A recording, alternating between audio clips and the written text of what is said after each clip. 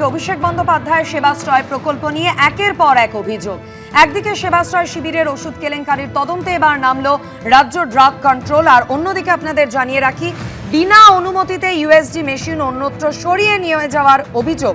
নোদাখালীর জীবন আরোগ্য আল্ট্রাসোনোগ্রাফি এবং জেনেটিক ক্লিনিকের লাইসেন্স বাতিল করা হয়েছে। অর্থাৎ অভিষেক বন্দ্যোপাধ্যায়ের সেবাশ্রয় প্রকল্প নিয়ে একের পর এক অভিযোগ আসছেই। সেবাশ্রয় শিবিরের ওষুধ কেলেঙ্কারির তদন্তে এবার নেমেছে রাজ্য ড্রাগ কন্ট্রোল। কৈলান ইকো ক্রিক রিসর্ট সহ দক্ষিণ 24 পরগনার বিভিন্ন মেডিকেল ক্যাম্পে অভিযান। ওই সব ক্যাম্পে ব্যবহৃত ওষুধ এবং স্যালাইনের নমুনা বাজেয়াপ্ত করা হয়েছে। গুণগত মান খতিয়ে দেখতে ওষুধ এবং স্যালাইনের নমুনা পরীক্ষা করা হবে কলকাতার ড্রাগ টেস্টিং ল্যাবে। অভিষেক বন্দ্যোপাধ্যায় সেবাশ্রয় ক্যাম্পের বিরুদ্ধে মেয়াদ উত্তীর্ণ ওষুধ ব্যবহারের অভিযোগ।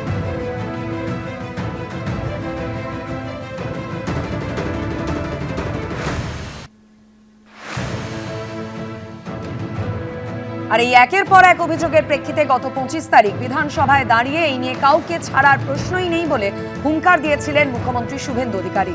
তার এক সপ্তাহের মাথাতেই সেবাশ্রয় মেডিকেল ক্যাম্পে দেওয়া ওষুধ এবং স্যালাইনের নমুনা পরীক্ষার পথে হাঁটল রাজ্য ড্রাগ কন্ট্রোল। এক্সরে মেশিন সিজ করেছি আমরা, ইউএসজি মেশিন সিজ করেছি আমরা, এক্সপায়ারি সমস্ত ওষুধ সিজ করেছি আমরা।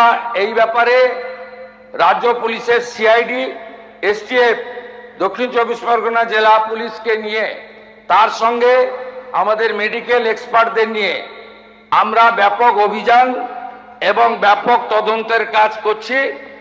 মানুষের জীবন নিয়ে যারা ক্ষতি করেছেন এবং এই ক্যাম্পে যারা ক্ষতিগ্রস্ত হয়েছেন তাদের প্রত্যেকটি অভিযোগকে এফআইআর হিসেবে ট্রিট করা হয়েছে। এবং আপনারা নিশ্চিন্ত থাকুন, এত বড় জঘন্য অপরাধ এই পশ্চিমবঙ্গে এই মেডিকেল ক্যাম্প নিয়ে ভাইপো করেছে, তার সাকরেতরা করেছে, তাদের একজনকেও ছাড়ার কোনো সিন নেই। সময় কথা বলবে, টাইম উইল স্পিক। আমরা আট ঘাট বেঁধে প্রস্তুতি নিয়ে সমস্ত তথ্য জোগাড় করে এভিডেন্স নিয়ে ভারতীয় ন্যায় সংহিতা অনুযায়ী কাজ করছি। যথা সময়ে বৃক্ষ তুমি কে ফলে না পরিচয়তে।